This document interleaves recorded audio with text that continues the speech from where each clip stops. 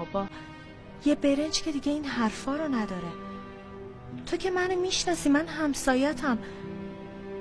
ببین من دهنم قرصه بهت قول میدم به هیچ کسی هیچی نگم. آره ولی خب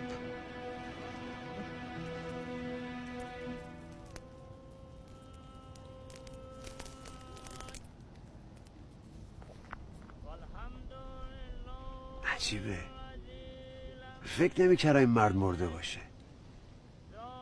مثلا فکر نمی‌کردم بخوام اسمشو دوباره بشنوم. هنوز از دستش عصبانی هستی؟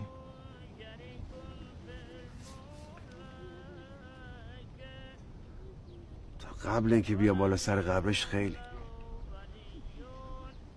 اما حالا نمیدونم چی بگم. میبخشیش؟ هر کی تو زندگیش سیر اشتباهات میکنه،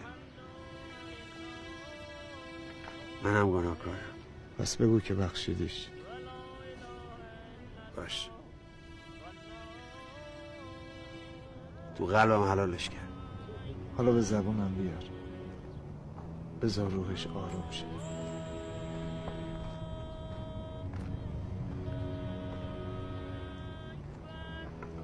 باش.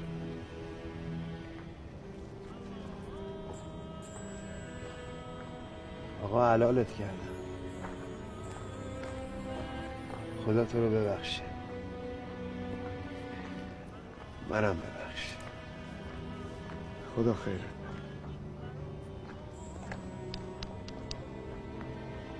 اللهم صل. گفتی اومده بود به خوابتون؟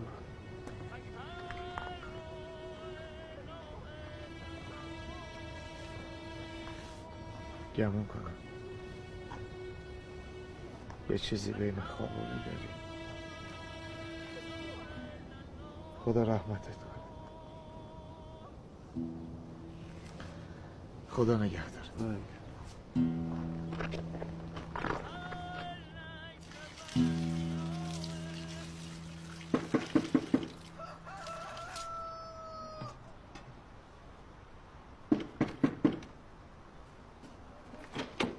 سلام پسرم.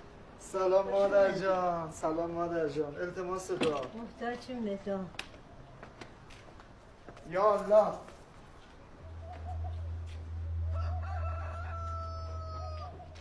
یا الله. چی شد آسیه؟ چرا گریه میکنی؟ خدا منو بکش آقا، خدا منو بکش. میگم چی شده؟ نمیخواستم حرفی بزنم اما هانیه انقدر اصرار کرد که مجبور شدم دهن گل گرفتم و باز کنم و ماجرای کیسه برنج رو براش تعریف کنم. عجب. استغفرالله ربی. وقتی برگشتم خونه از کیسه برنج اثری نبود، حتی یه دونه برنجم نمونده بود. بله، هر که را اسرار حق آموختند مهر کردند و دهانش دوختند. حالا از افشای این راز نتیجه هم گرفتی؟ چی؟ این که افشای راز کردی مسخرم کرد. گفت از بس گشنگی کشیدی سودایی شدی یا هزیون میگی. من چیکار کردم آقا؟ خدا حافظ. کجا میری؟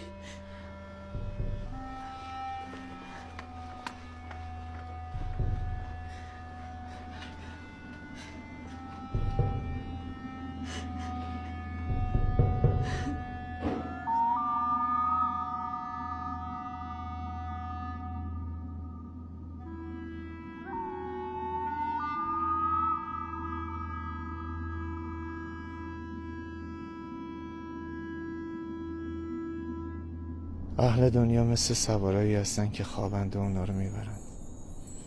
اگه مردم میدونستن تو این قبرها چی میگذره بازم گناه میکردم.